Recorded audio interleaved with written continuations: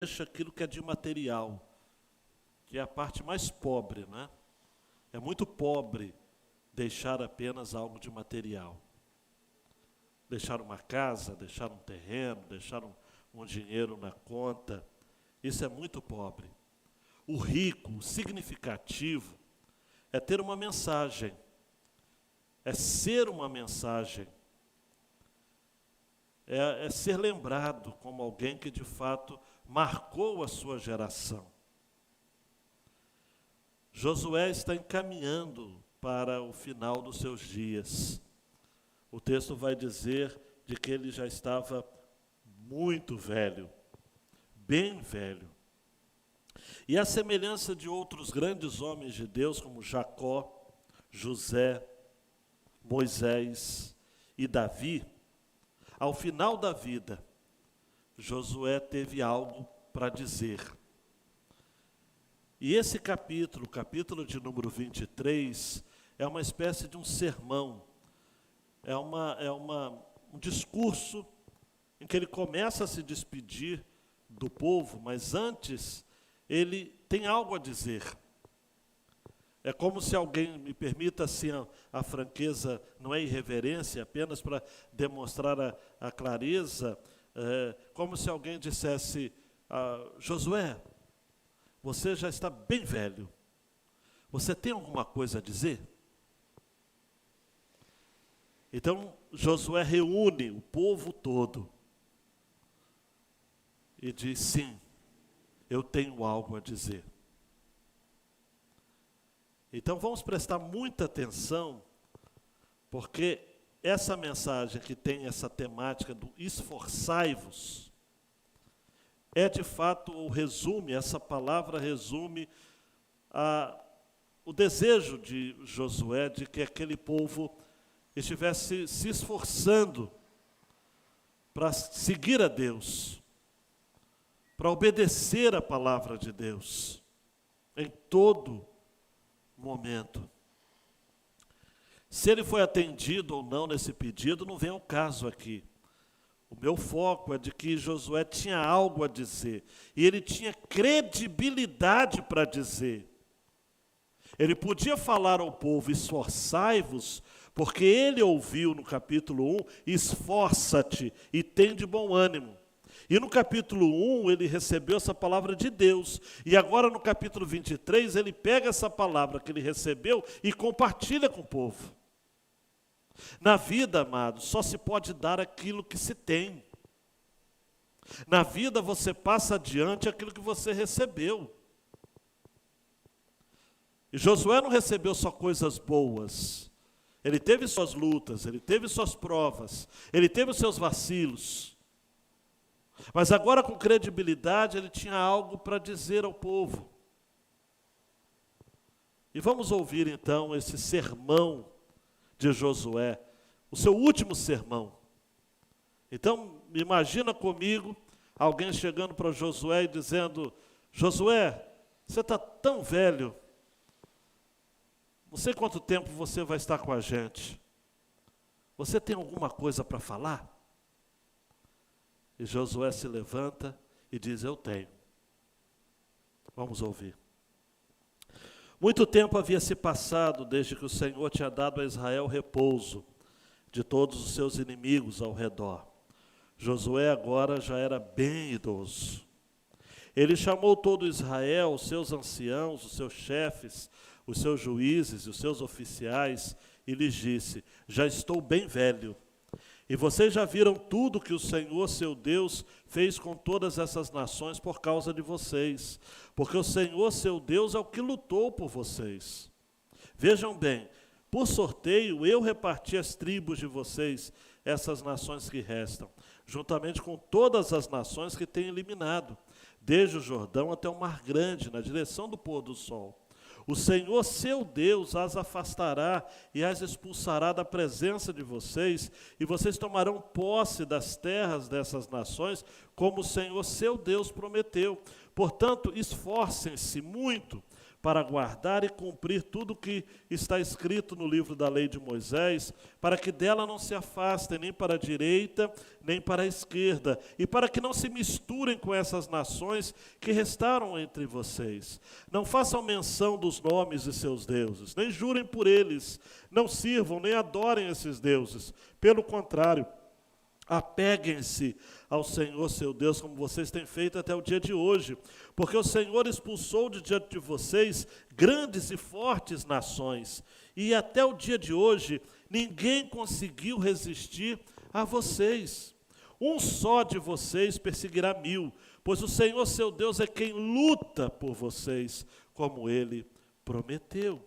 Portanto, empenhem-se em amar o Senhor seu Deus, porque se vocês se desviarem dele e se apegarem ao que resta dessas nações que ainda se encontram entre vocês e se uniram com elas por meio de casamento e se misturarem com elas e elas com vocês, saibam com certeza que o Senhor seu Deus não expulsará mais essas nações de diante de vocês. Pelo contrário, elas serão um laço, uma rede para vocês, e açoite nas costas, e espinhos nos olhos, até que vocês desapareçam dessa boa terra que o Senhor seu Deus lhes deu.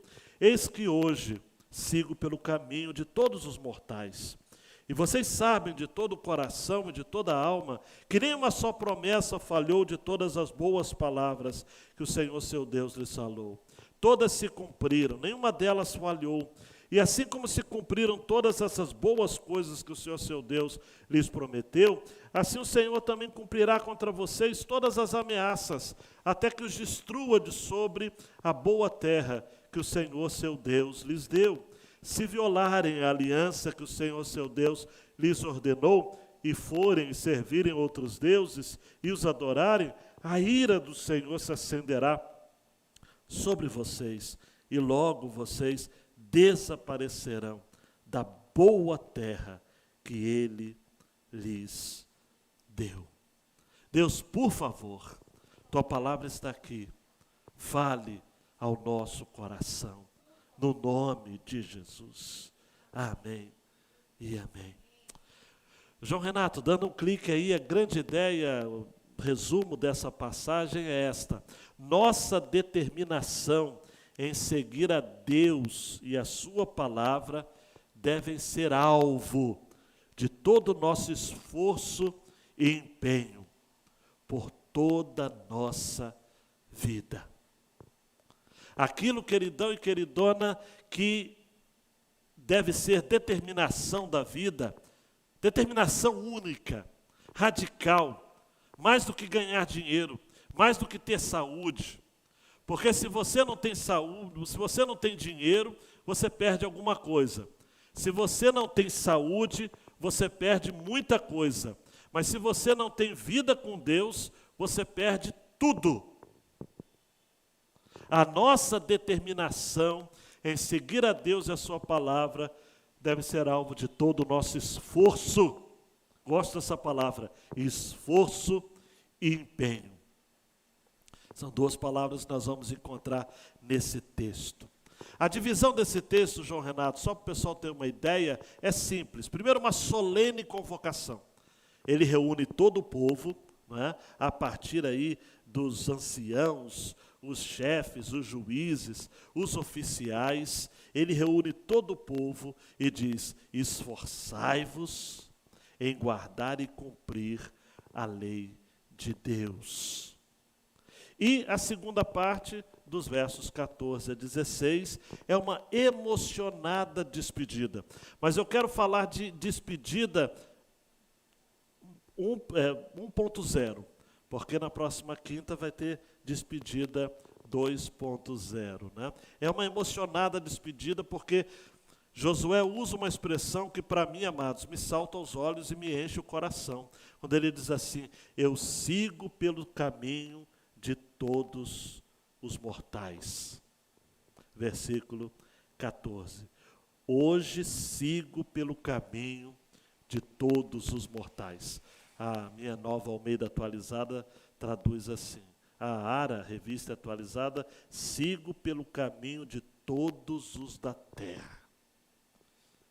sei se você já tinha parado nessa expressão. Sigo pelo caminho de todos os mortais.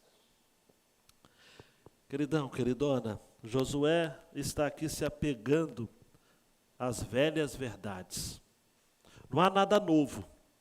Nesse discurso, amados, o último discurso de Josué, nós vemos verdades extraídas do Pentateuco, os 5 primeiros livros da Bíblia, sobretudo de Deuteronômio. Se eu fosse citar aqui, fazer a correspondência, Deuteronômio e esse discurso de Josué 23, nós estaríamos enchendo de passagens aqui. Por que não havia nada de novo nesse discurso final? Porque, amados, não tem nada de novo debaixo do sol, vai dizer Salomão. O que de novo se tem? Deus já tem revelado a sua palavra, amados. Você acha que hoje, em nossos dias, nós temos que falar uma nova mensagem? Eu acho engraçado, amados, engraçado para não dizer trágico, quando eu vejo alguns líderes preocupados. Mas nós precisamos falar de Deus, mas de uma maneira nova, uma maneira jovial, uma maneira renovada, relevante. Não, amados. A palavra de Deus, ela é uma velha verdade. Eduardo Mano compôs uma música muito interessante, né? Velhas Verdades. Quero falar das velhas verdades, pois o novo às vezes soa estranho demais. Quero ouvir as verdades eternas, boas novas que não perdem o frescor. Como aquela que diz que Jesus, por amor, entregou sua vida na cruz de horror. Em resgate de muitos o Verbo calou, mas a morte não teve vigor, e em 3 dias o Filho do amor ressuscitou. Quero falar das velhas verdades, pois o novo às vezes soa estranho demais. Quero ouvir as verdades eternas, boas novas que não perdem o frescor. Uma linda letra, uma linda melodia. Eduardo Mano compôs essa música que é muito a ver, tem muito a ver com esse discurso, com esse sermão final de Josué. No capítulo 24, nós vamos ver ele se despedindo do povo, renovando a aliança, e nos últimos versos, alguém, que não era ele, obviamente, registrou que ele havia morrido, né? A vida, amados, passa muito rápida diante dos nossos olhos. Quer ver? Primeiro ponto aí, a solene convocação, né? O texto diz no versículo 1, muito tempo havia se passado. Nós não sabemos precisar quanto tempo, depois da conquista e partilha da terra, Josué está diante do seu povo. Só que no capítulo 13, se você for folhear rapidinho aí a sua Bíblia, no versículo 1, já diz, Josué já era bem idoso, e o Senhor lhe disse, você já é bem idoso, e ainda ficou muita terra para ser conquistada. E aí no capítulo 23, versículo 1, diz, muito tempo havia se passado, desde que o Senhor tinha dado a Israel repouso de todos os seus inimigos ao redor, Josué agora já era bem idoso. Bem idoso. É interessante, eu vibro de saber isso, né? Capítulo 13, você é bem idoso, mas ainda tem muita terra para ser conquistada. Mas no capítulo 23, o Senhor não fala nada, só diz assim, ele era bem idoso. E no versículo 2, o próprio Josué diz, eu já estou bem velho. Ninguém aqui, amados, brincadeiras à parte, está em condições de chegar para Deus e dizer isso, olha, Senhor, eu estou bem velho. Mas esse reconhecimento é para mim muito sincero e coerente mesmo. A gente precisa aprender, amados, a reconhecer que chegará um tempo que a gente não vai poder fazer aquilo que a gente tem vontade de fazer. E a gente vai precisar ter humildade de pedir ajuda, de receber ajuda. Eu tenho pais idosos, Débora tem pais idosos, e a gente sabe o desafio. Essa semana mesmo, segunda-feira, minha irmã me ligou, Ezequias, há algo que a gente precisa ver sobre o pai. Falei, "Ih, meu Deus, lá vem bomba." Né?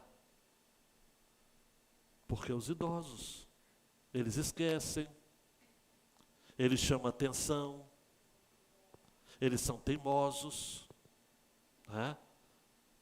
Eles querem fazer exercício físico sem poder e estraçalhar o joelho.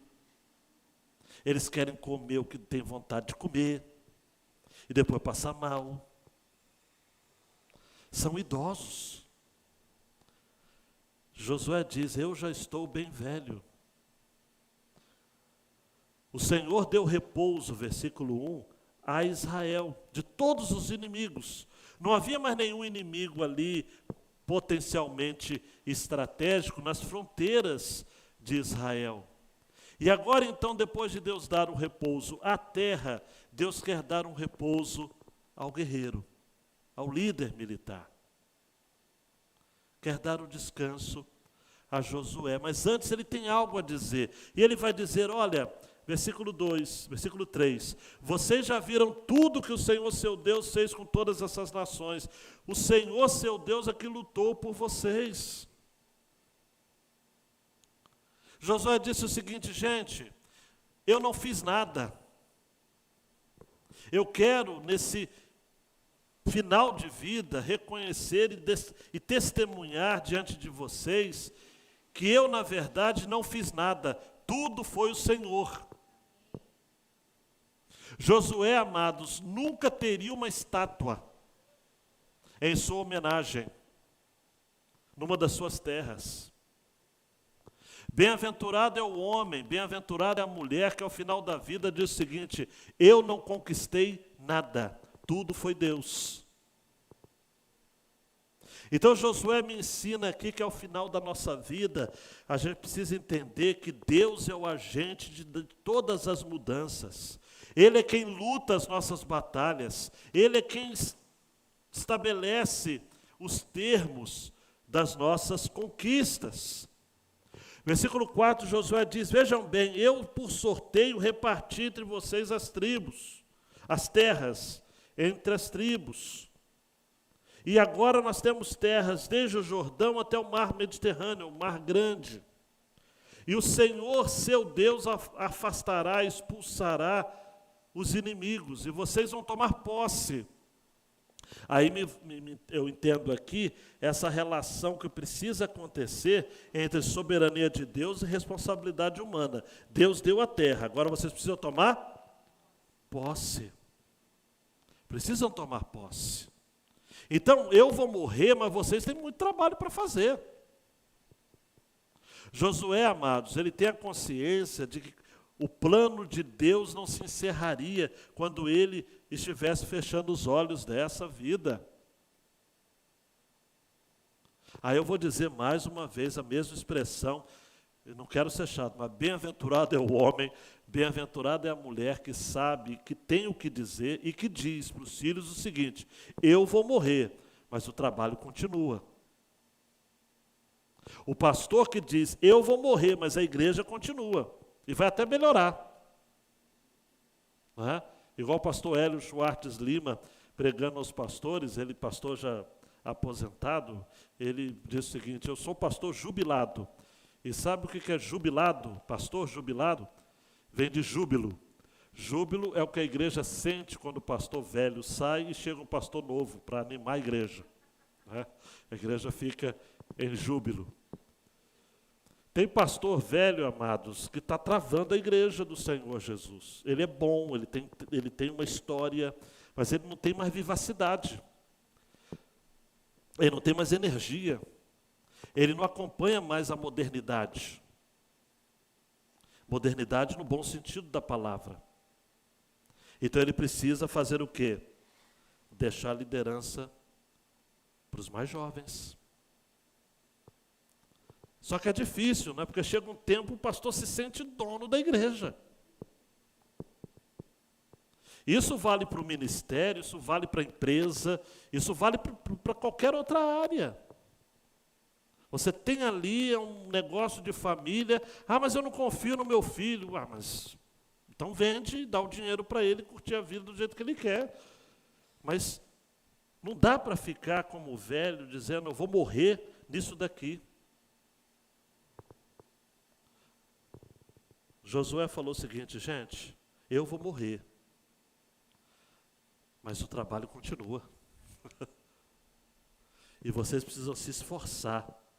E tenham o cuidado de fazer como o Senhor, seu Deus, lhes ordenou. Não se desviem nem para a direita nem para a esquerda. Aquilo que está no versículo 6 aqui, amados, é o mesmo de Deuteronômio 5:32. Esforcem-se, não se desviem, não se misturem com essas nações que restam entre vocês. Não mencionem seus deuses, não sirvam a eles, nem adorem eles. Versículo 8. Pelo contrário, apeguem-se ao Senhor, seu Deus. O verbo apegar aqui, no original hebraico, é a mesma palavrinha para o Gênesis 2, quando diz, deixará o homem seu pai e sua mãe e unir-se-á, apegar-se-á à sua mulher. É um apego, amados, de união, de cola. Apeguem-se ao Deus, ao seu Deus, porque foi Ele quem expulsou diante de vocês grandes e fortes nações até o dia de hoje.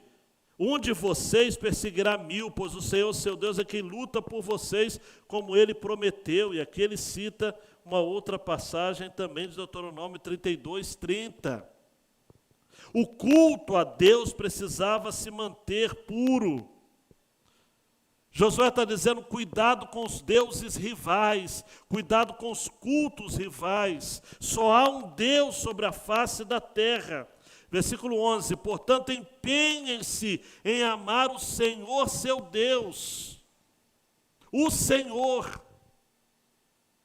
A palavra o Senhor, ou Senhor, vai aparecer vários versos nessa passagem. Verso 1, 3, 5, 8, 9, 10, 11, 13, 14, 15, 16. É o Senhor. Josué está dizendo o seguinte, só existe um Deus. Eu me lembro de Isaías 64:4, né? Porque desde a antiguidade não se ouviu, nem com os ouvidos se percebeu, nem com os olhos se viu um Deus além de ti que trabalha para aquele que nele espera. Então Josué está dizendo, vocês devem se esforçar, vocês devem se empenhar. E essa palavra empenho no original significa algo excessivo, né? Empenho excessivo mesmo. Vocês têm uma aliança com Deus.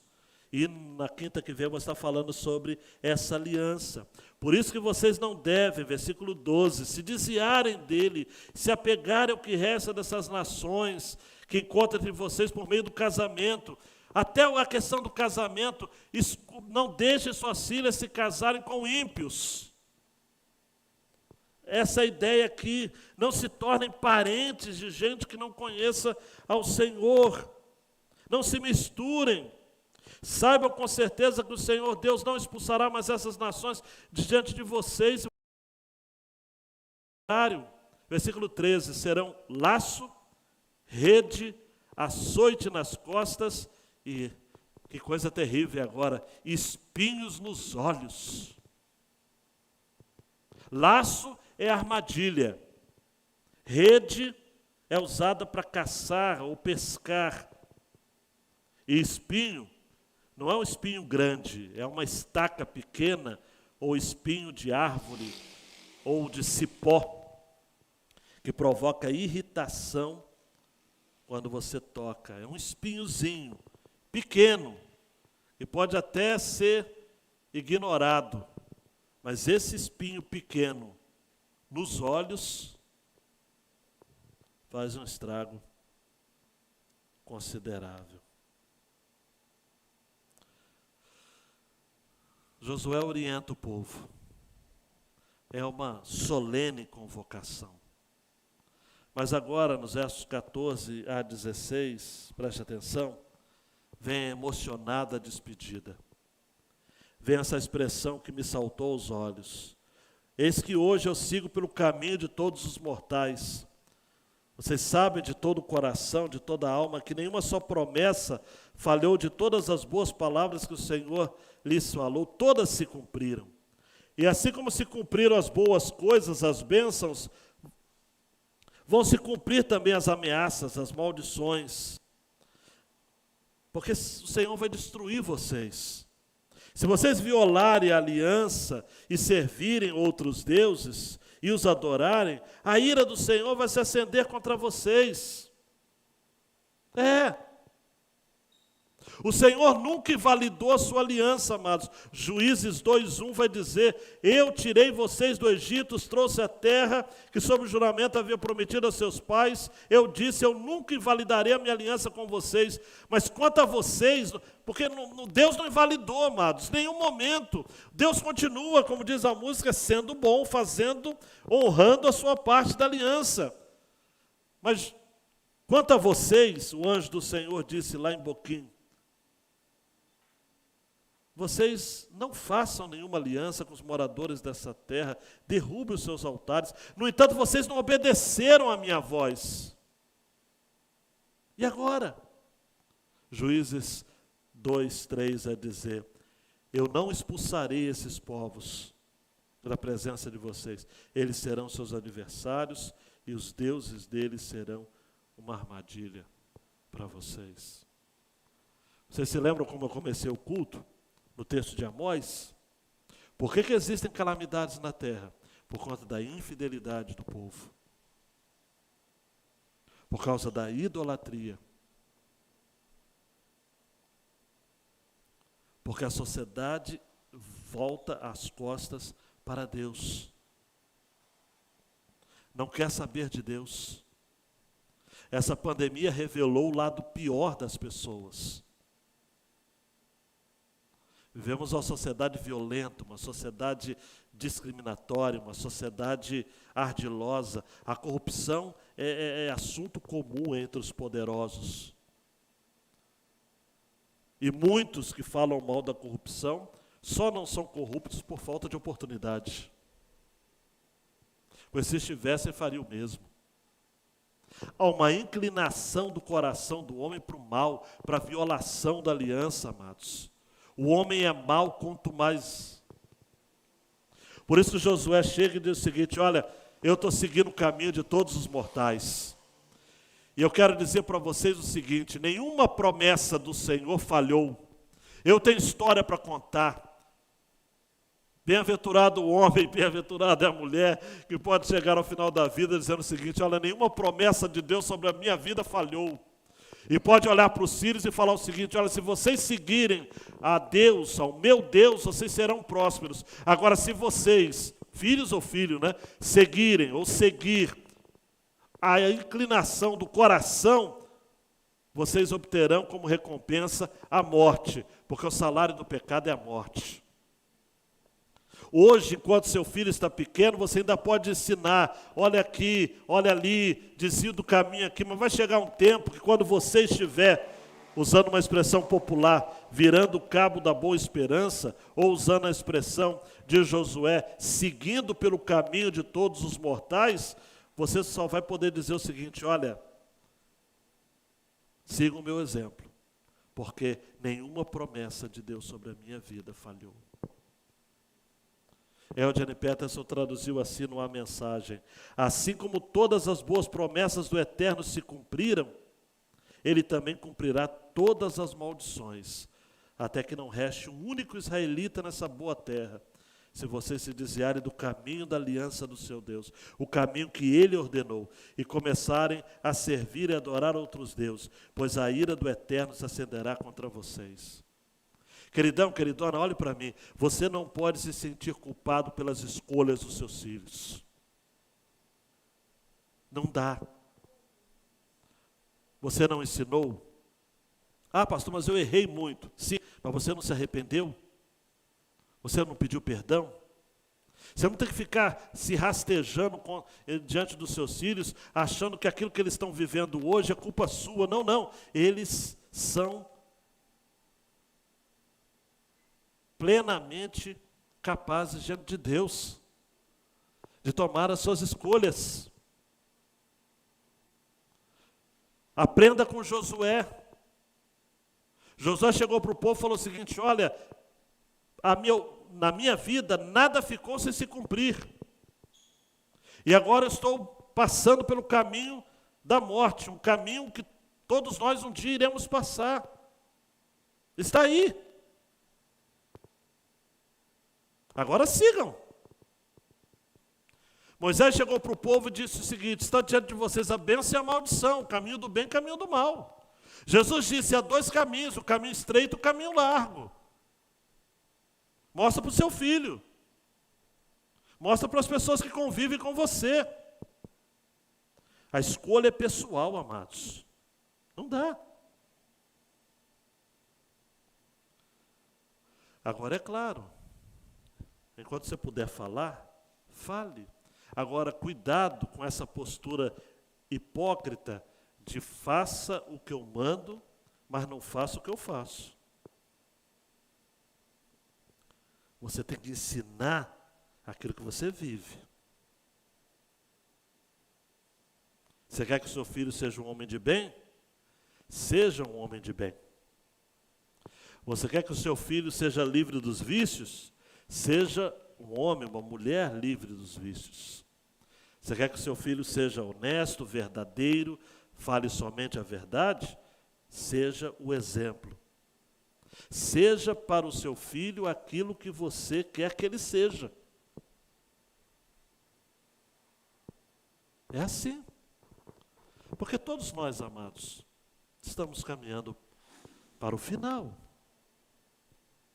E a gente tem que chegar e dizer o seguinte: tá bom, e agora? O que eu preciso deixar para os meus filhos? O que eu preciso deixar para a minha geração?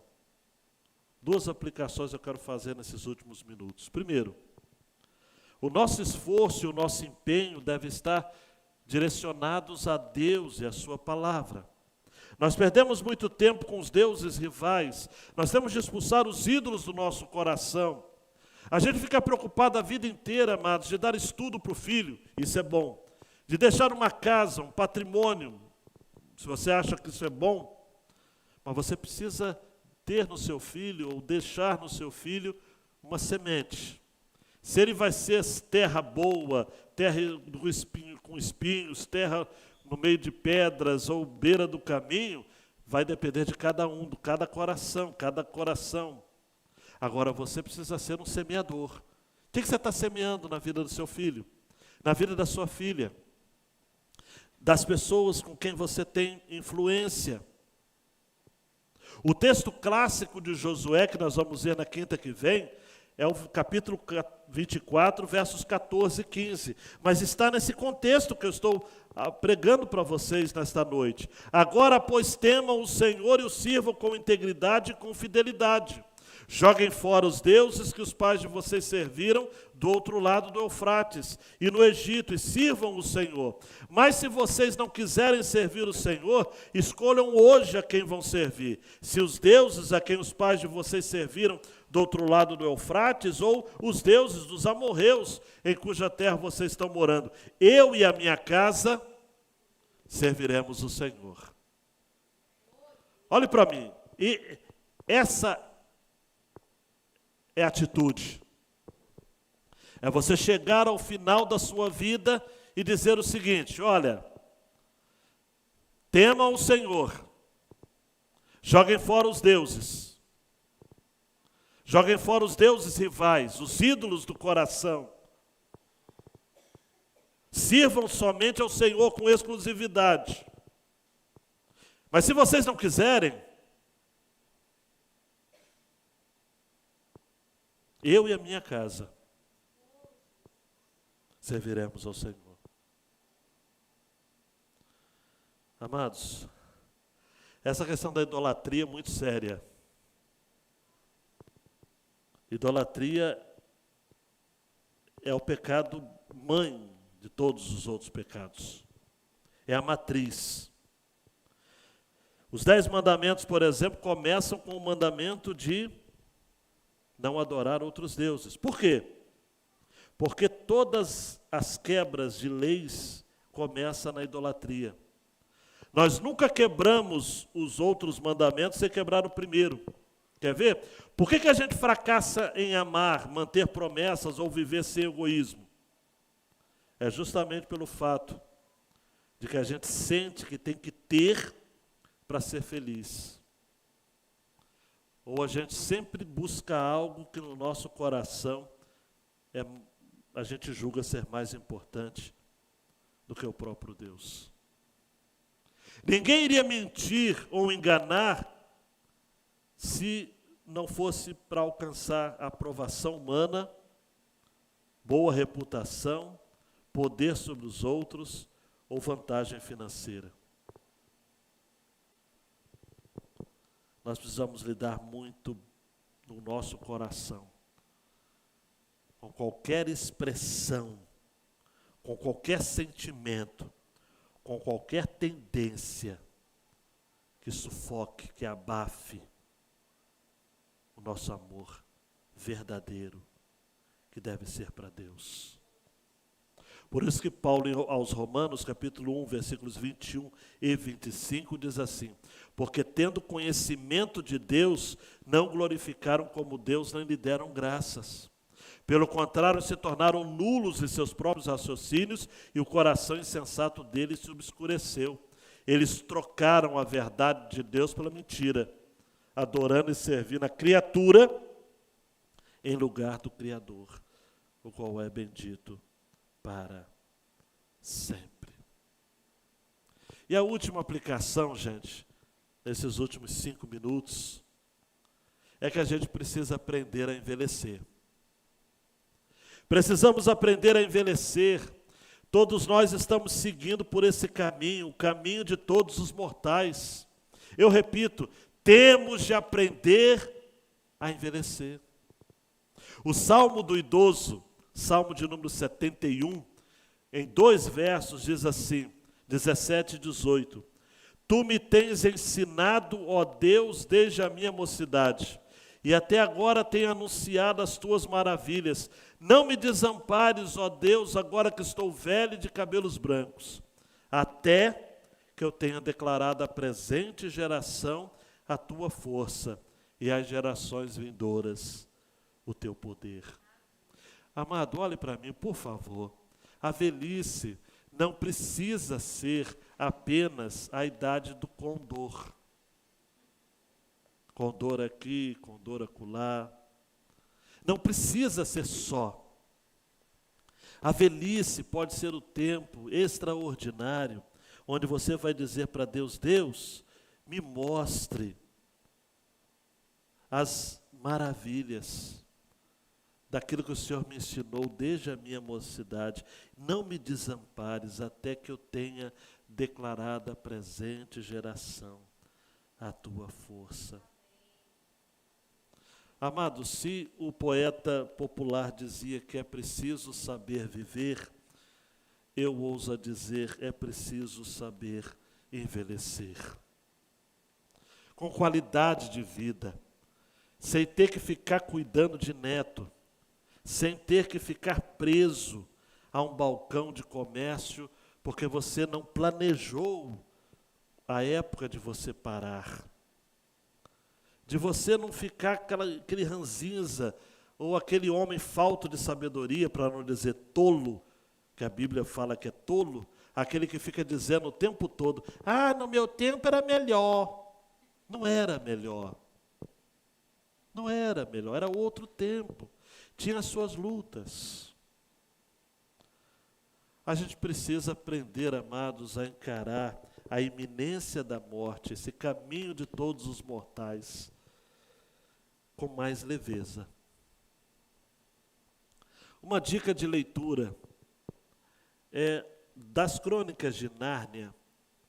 A mais extraordinária é a última, chamada justamente A Última Batalha. Se você tem o privilégio de ter a obra completa, não leia agora essa, né? Deixe para o fim mesmo, mas ela é extraordinária.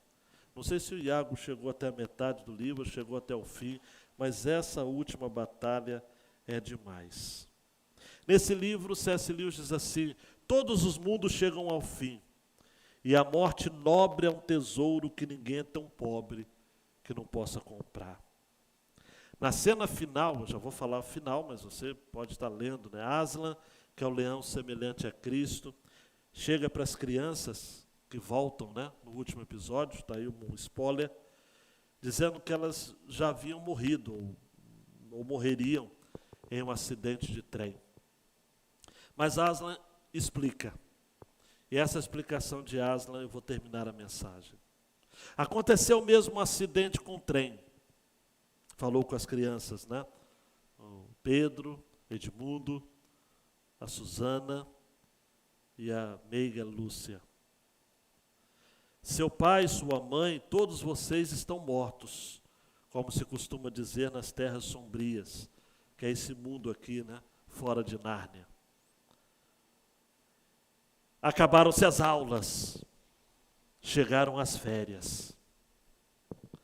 Acabou-se o sonho, rompeu amanhã. C.S. Lewis vai terminar dizendo assim: enquanto falava, Aslan não parecia um leão. As coisas começaram a acontecer depois disso, foram tão grandes e belas que não consigo escrevê-las. E para nós este é o fim de todas as histórias, e podemos dizer com toda certeza que todos viveram felizes para sempre, mas foi apenas o começo da história real. Toda a sua vida neste mundo, todas as suas aventuras em Nárnia tinham sido apenas a capa e a página de rosto. Agora, finalmente, eles estavam começando o capítulo 1 da grande história, que ninguém na terra leu, que continua para sempre, no qual cada capítulo é melhor do que o anterior. Amados, eu não sei, a minha paixão pelas crônicas de Nárnia me fazem vibrar com essa ideia de que o que C.S. Lewis está querendo dizer para a gente aqui, amados, é de que a nossa morte, eu e você que estamos também no caminho dos mortais, não vai ser o fim. Não é o fim de todas as histórias. É apenas o começo da verdadeira história, da história real. Tudo aquilo que a gente vive nessa vida, amados, e que as crianças viveram em Nárnia, na antiga Nárnia, porque a verdadeira Nárnia ainda existe. A eternidade se funde com a temporalidade. Os céus se encontram com a terra. E tudo aquilo que a gente vive, quantos anos você tem? 40, 50? É apenas a capa e a página de rosto. Quem fez trabalho acadêmico sabe o que é capa e página de rosto, né? A capa e depois vem a página de rosto. Só está começando. O capítulo 1 da grande história, da minha e da sua história. Ninguém na terra leu. E cada capítulo é melhor do que o anterior. É a verdadeira vida.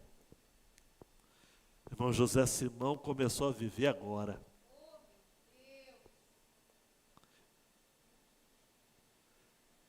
Billy Graham disse: se vocês ouvirem que eu morri, não acreditam. Eu vou estar mais vivo do que nunca. Eu vou apenas mudar de endereço. Vai ter uma fé assim.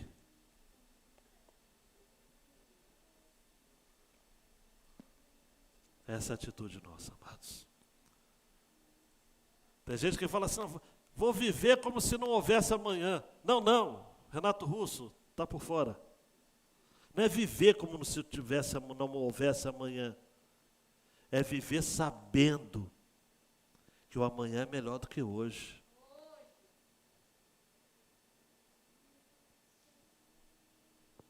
Abaixa a cabeça e diga: eu creio, Senhor,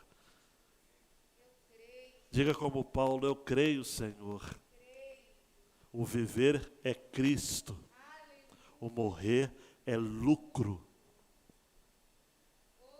Quem morre, amados, no Senhor, está muito melhor do que a gente mesmo. Não é conversinha de crente, é verdade. Está muito melhor mesmo. Mesmo. Acabou o choro, amados. Acabou o pranto. O céu nunca vai ter pandemia. Nunca. No céu não vai ter órfãos. No céu não vai ter fome. No céu não vai ter corrupção. No céu não vai ter saudade. No céu você vai estar plenamente curado. A irmã Ivani não vai cair no céu. A irmã Silvia não está mais com câncer. A irmã Edgar não está mais triste pela morte do seu filho. A avó do João está cantando os hinos do cantor cristão. A mãe da Suelen está lá, em comunhão com o círculo de oração.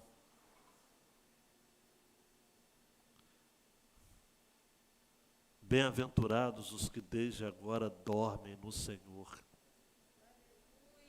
Eles estão descansando dos seus trabalhos. Glorificado seja o nome do Senhor. Por isso a última tela, o João Renato vai deixar. A nossa determinação em seguir a Deus e a sua palavra deve ser alvo de todo o nosso esforço e empenho por toda a nossa vida. Deus, obrigado por essa palavra, por esse sermão de Josué, registrado nas Escrituras, para o nosso bem, para a nossa edificação. Eu tinha que ouvir esse sermão. Meus irmãos tinham de ouvir esse sermão. A igreja foi edificada, animada. Irmãos aqui, irmãs que estão com algum diagnóstico, estão com alguma luta, alguma prova, algum medo em relação à família, em relação a si mesmos, enfim, os preocupados, todos nós vamos sair daqui cantando como o velho hino do cantor cristão: hei de ver meu Redentor, redimido junto a Ele eu hei de estar, hei de ver meu Redentor. Os sinais, os cravos em suas mãos eu hei de contemplar.